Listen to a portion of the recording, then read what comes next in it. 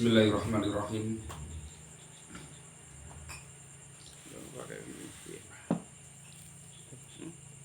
Mikrofonmu apa? Assalamualaikum warahmatullahi wabarakatuh.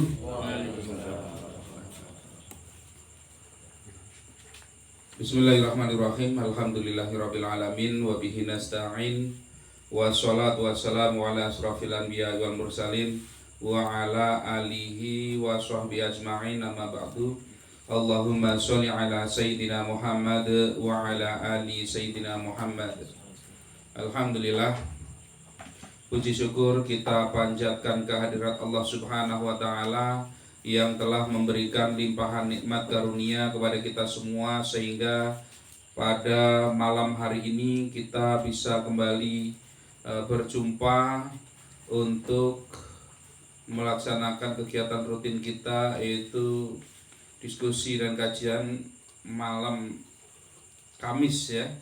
Insya Allah semoga majelis kita ini diberikan rahmat dan ridho dari Allah Subhanahu wa taala, sehingga keberkahannya dapat kita rasakan di dalam kehidupan kita sehari-hari. Shalawat dan salam senantiasa tercurah bagi junjungan kita Nabi Agung Muhammad Sallallahu Alaihi Wasallam. Semoga kelak kita termasuk golongan umat yang mendapatkan syafaatnya. Amin Allahumma amin. Alhamdulillah, pada malam hari ini kita akan membahas ya, tadi dikatakan sama Mas Supri ya, temanya belum ditentukan. Insya Allah, sebenarnya apa tujuan kita itu hidup di dunia ini? Kita diciptakan oleh Allah Subhanahu wa taala di dunia ini, sebenarnya tujuannya untuk apa? Apa tujuannya? Wa ma khalaqtul jinna wal insa illa liya'budun. Sesungguhnya kita itu diciptakan oleh Allah Subhanahu wa taala adalah hanya untuk beribadah kepada Allah Subhanahu wa taala. Di dalam beribadah ini, maka dalam segala hal harus dilandasi dengan ibadah. Kita melakukan hal apapun itu landasannya harus ibadah. Kita bekerja, maka tujuan dari bekerja itu pun adalah ibadah. Kita bersilaturahim dengan orang lain, kalau kita tujuannya cuma jalan-jalan itu nggak ada pahalanya. Tapi kalau kita tujuannya adalah silaturahim untuk melaksanakan syariat Allah, maka itu adalah ibadah. Maka setiap hal yang di situ dilandasi karena Allah, maka itu adalah ibadah. Nah, di salah satunya adalah urusan yang namanya pekerjaan.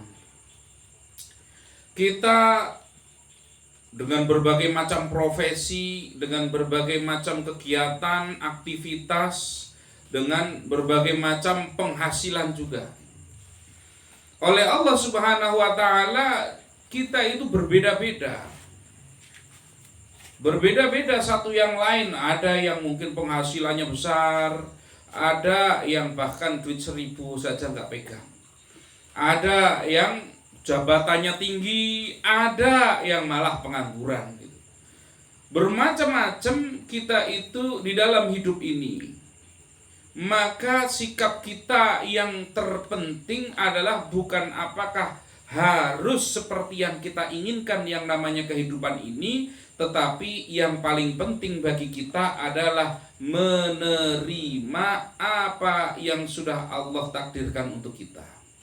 Qanaah, menerima pemberian dari Allah, mau itu banyak, mau itu sedikit, kita terima.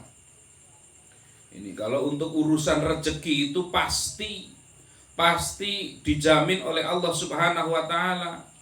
Nah, disampaikan di dalam salah satu ayat, wa ma min dabbatin fil ardi illa 'alallahi rizquha. Wa ma min dabbah, dan apa-apa yang melata, fil ardi, di atas muka bumi, illa 'alallahi rizquha, kecuali rizkinya dijamin oleh Allah. Ini ayat ini pegangan saya ini.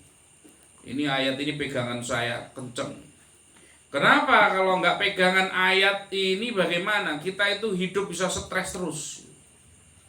Kita hidup itu bisa stres terus. Itulah kenapa yang namanya Quran itu diturunkan kepada manusia adalah sebagai petunjuk di dalam hidup. Lah kita dikasih petunjuk di dalam hidup, tapi apakah kita manfaatkan petunjuk itu atau tidak ini selama ini? Jangan-jangan Quran yang kita punya itu nggak pernah kita baca, apalagi kita fahami isinya, apalagi kita amalkan isinya. Padahal yang namanya Al-Quran ini petunjuk hidup. Kalau kita punya motor, kita beli motor baru, maka di situ ketika kita beli motor baru akan ada di situ buku petunjuknya bagaimana tata cara menggunakan motor ini dengan baik, bagaimana cara perawatannya supaya motornya awet dan tidak mudah rusak. Ketika kita beli HP baru, kita beli TV baru, maka kita ada buku petunjuknya supaya sebagai panduan bagaimana cara kita menggunakannya yang benar, dan supaya kita itu tadi tidak mudah rusak di dalam menggunakan tersebut. Lah kita manusia itu lahir di dunia, maka tentu ada buku petunjuk yang sudah Allah turunkan supaya kita nggak rusak di dalam hidup ini. Itulah buku petunjuknya adalah Al-Quran.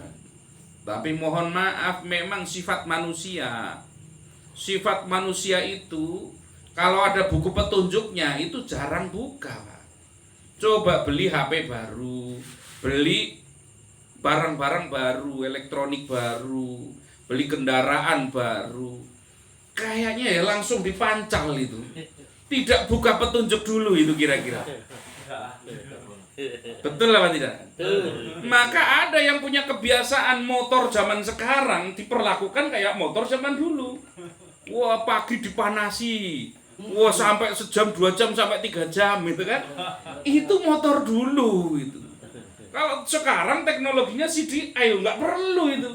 Pakai begitu, cukup dipanaskan 1 menit sudah cukup.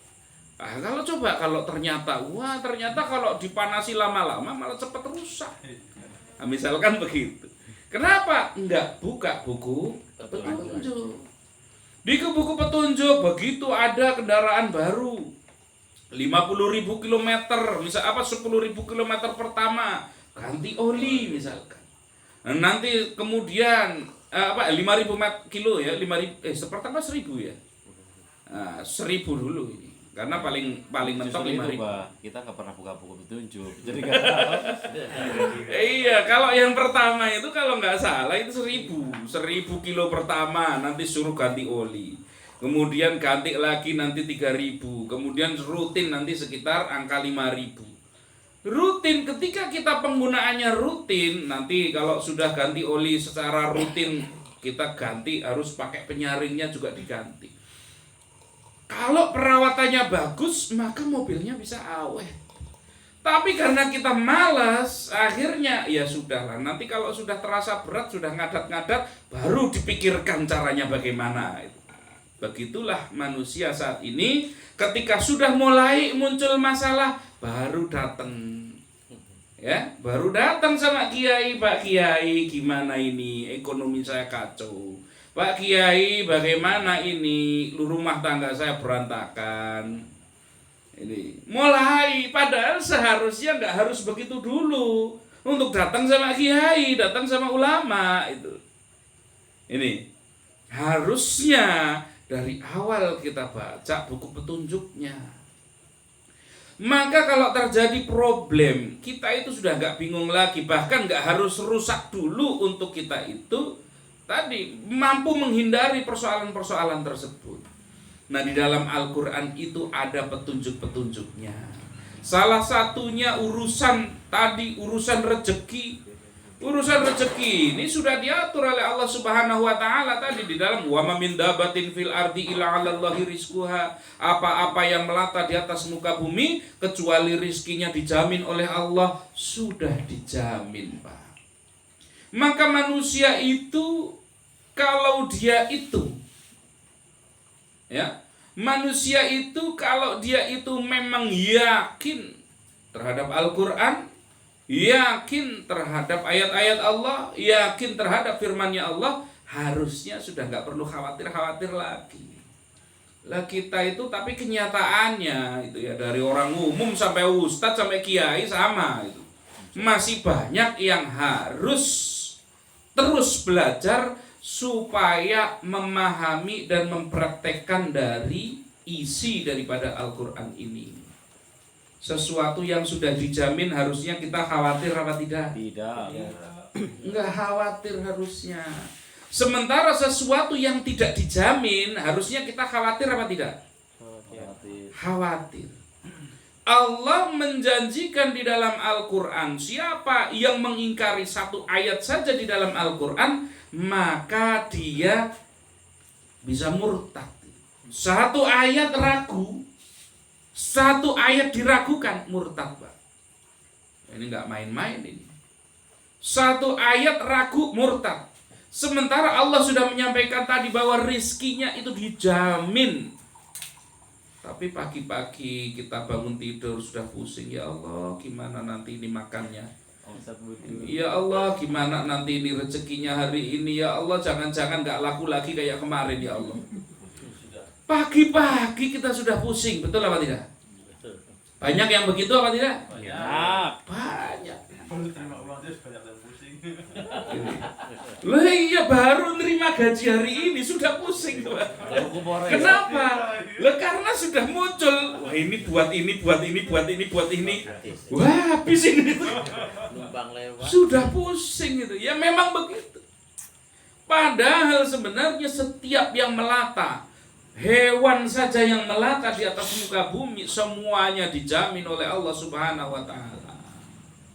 Ini dijamin. Sesuatu yang dijamin kita repot, kita susah, kita takut. Ini takut kita tiap hari itu.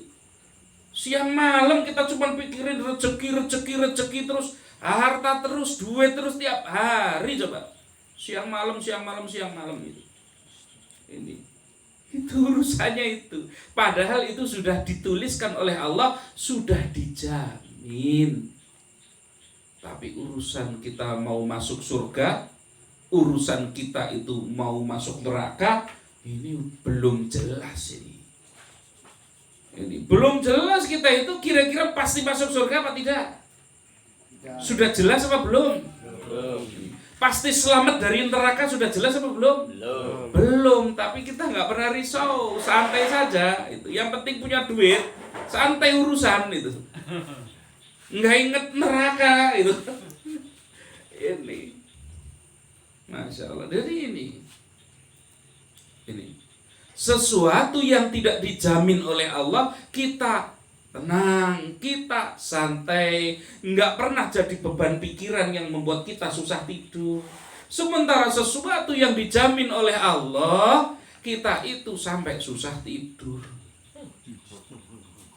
Ini betul apa tidak? Betul sekali. Susah tidur, coba turun omset, cuman turun loh, bukan hilang itu, cuman turun itu. Sudah kacau, gak karu-karuan gitu. Sudah kacau. Ini yang dipikirin strategi nanti ujung-ujungnya itu kan.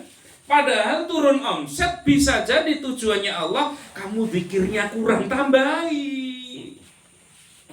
Kamu sholatnya ini belum beres, tambahi, betul kan itu. Kamu sedekahnya kurang, tambahi. Kamu pagi-pagi lupa sama Allah, duha itu. Bisa seperti itu ternyata.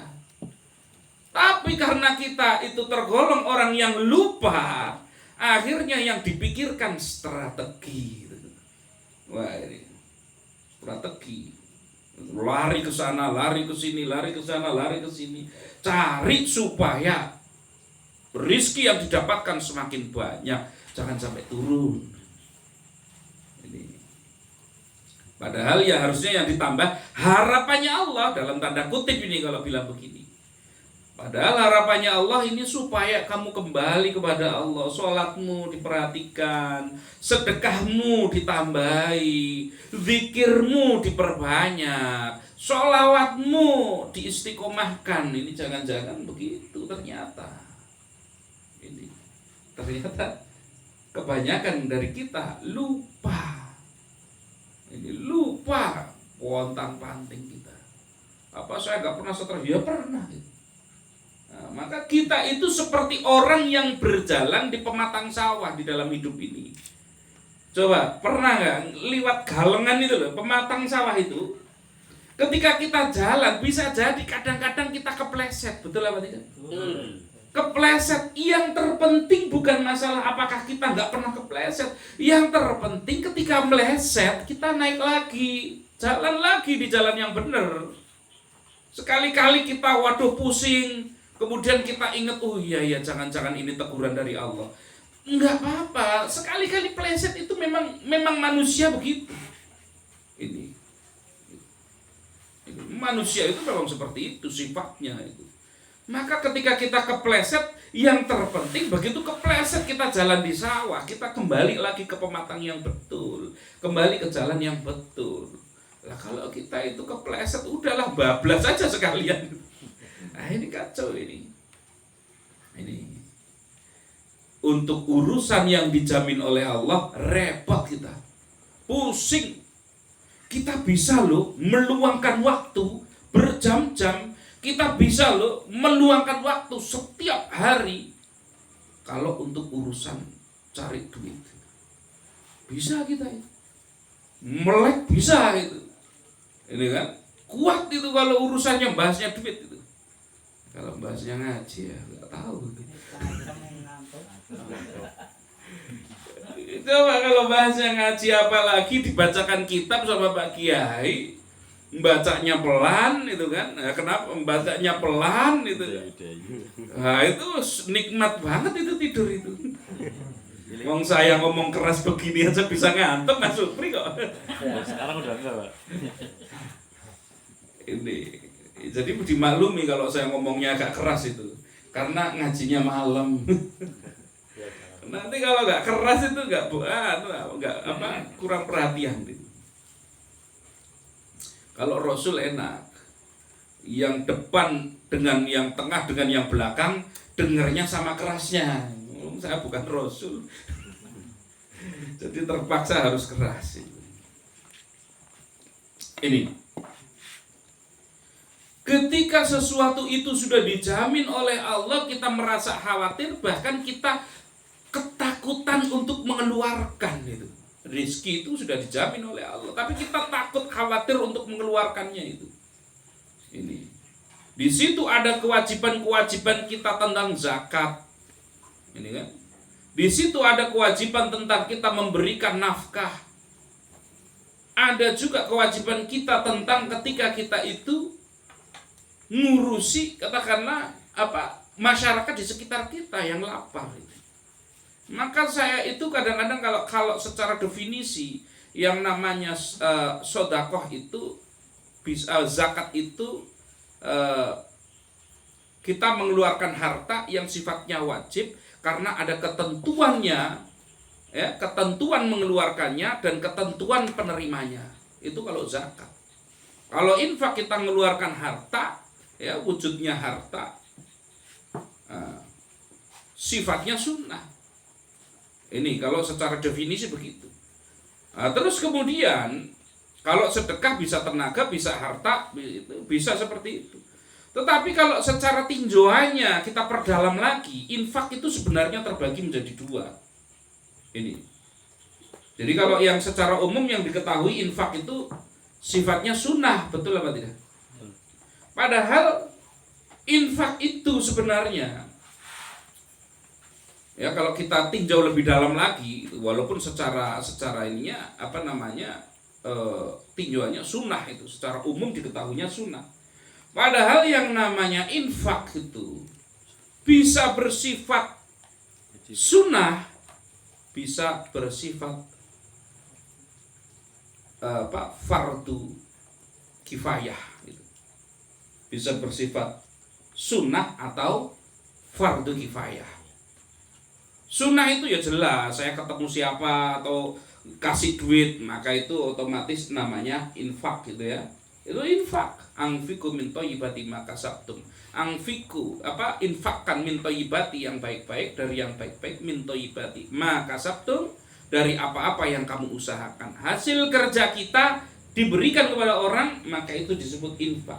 Cuman infak ini sebenarnya masih bisa digolongkan sebagai fardu kifayah dan sunnah. Itu. Kalaupun nggak boleh, ini kenapa kok bisa disebut fardu kifayah? Saya kasih contoh. Ini menjadi fardu kifayah itu begini. Masjid itu kita masukkan uang ke kotak masjid, hukumnya sunnah apa fardu kifayah? Saya nanya dulu. Coba. Sunnah apa fardu kifayah?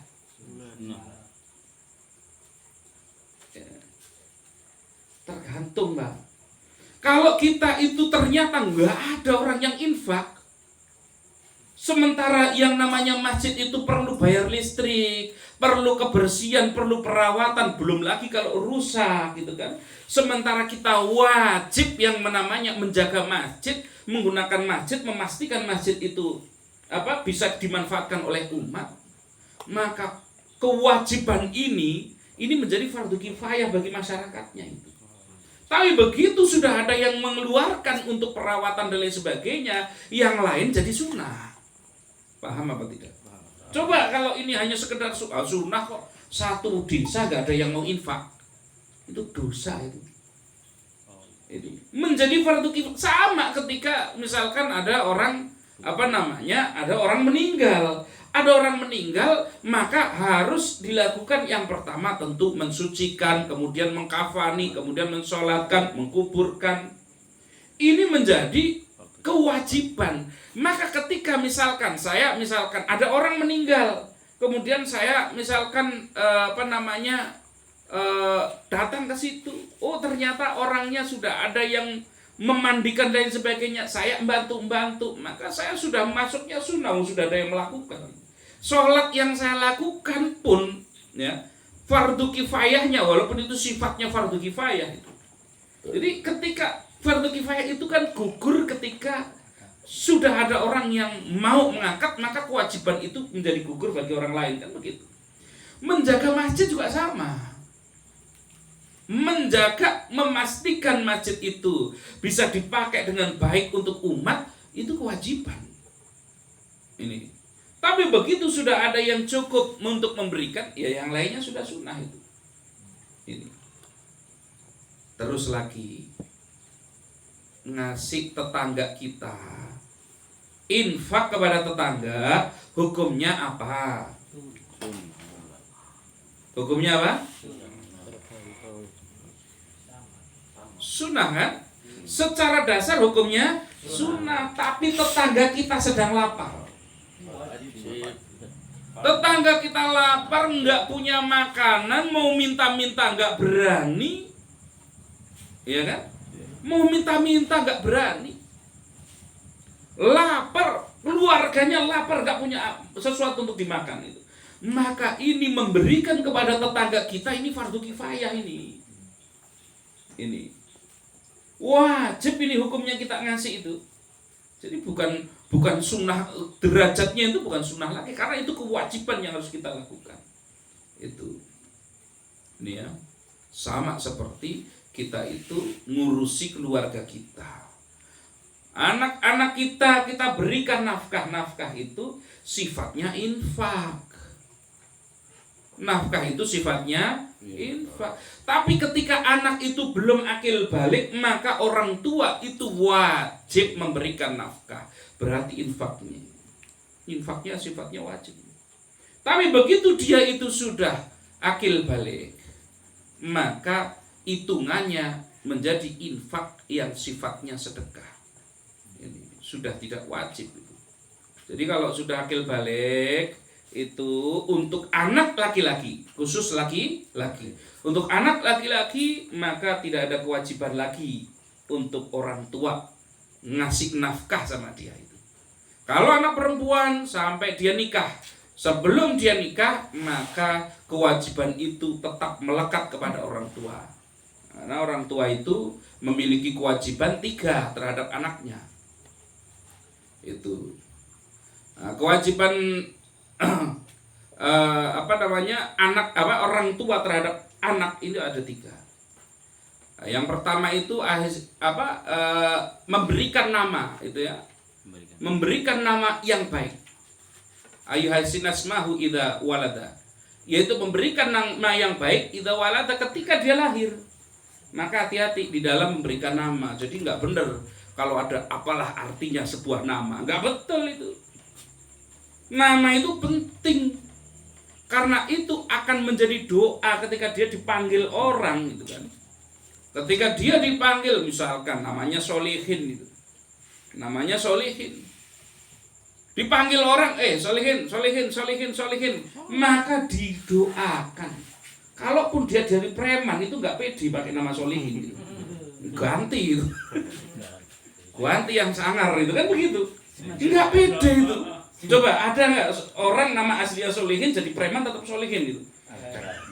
Nggak berani dia pakai nama itu, iya kan? Nggak berani. Ini jadi nama itu penting. Nah, yang kedua mengajarkan Al-Quran. Ini ya, mengajarkan Al-Quran kepada anak. Ini kewajiban bagi orang tua. Ini. Ta'alamal Qur'ana idza aqala. Mengajarkan Al-Quran ketika dia sudah berakal. Sudah berakal, ajarkan Al-Quran, wajib. Maka kalau sampai ada orang tua tidak mengajarkan Al-Quran, hati-hati, dituntut. Jadi kalau sampai ada orang tua nggak mengajarkan Al-Quran kepada anaknya, dituntut itu nanti. Itu namanya durhakanya orang tua terhadap anak.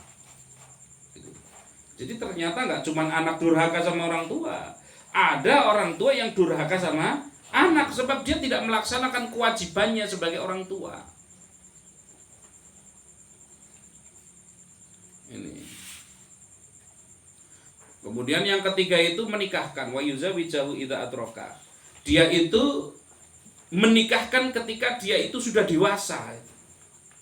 Itu kewajiban khusus perempuan. Maka kalau dulu itu nyarikan jodoh itu biasa, orang tua itu menyarikan jodoh biasa. Itu datang ke keluarga, wah ini kayaknya laki-laki ini soleh ini, maka datang orang tua dari perempuan datang ke situ, mau nggak nikah dengan anak saya? Biasa, jangan terus dianggap wah murahan, itu bukan. Begitulah memang syariat Islam itu. Karena ketika orang tua membiarkan anaknya sampai umur dewasa, sampai bahkan dia itu menderita sampai jadi perawan tua itu jadi dosanya orang tua itu, hati-hati. Maka kalau sekarang itu kalau memang sudah mampu ya sudah ada yang bisa dijodohkan ya sudah itu. Nggak perlu ditunggu-tunggu. Ini karena itu adalah kewajiban orang tua. Ada sekarang, apalagi sekarang banyak yang sampai kebablasan itu. 50 tahun Nah, kan kasihan itu. Ini yang dosa orang tuanya, kasihan. Ini. Maka mumpung masih muda, orang tua biasa saja menawarkan anaknya, jangan wah ya malu, wah ini nanti harga dirinya di mana? Lo ini syariat Islam kok. Syariat Islam ini kok biasa saja. Itu. Wah ini kayaknya laki-laki ini soleh ini. Wah, tiap hari ketemunya di masjid. Tiap 5 waktu selalu paling depan softnya itu. Wah, akhirnya mau nggak nikah dengan anak saya? Mantap itu, pantas itu. Ketemu di konser dangdut, kan repot.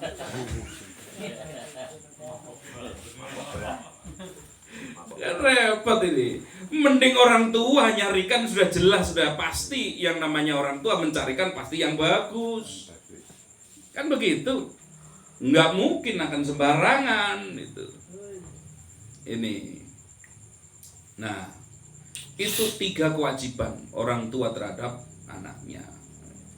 Nah, kembali lagi ke tadi, bahwa kita di dalam hidup ini